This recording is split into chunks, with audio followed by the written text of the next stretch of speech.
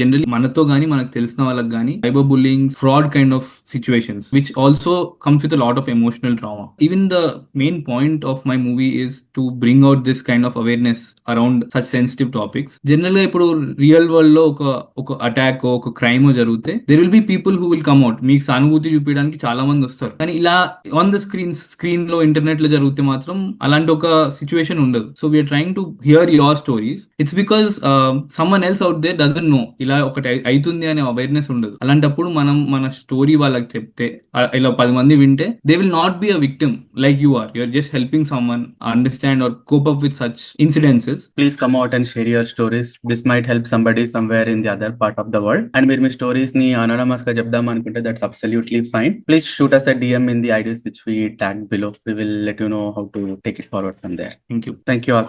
Bye. Thank you.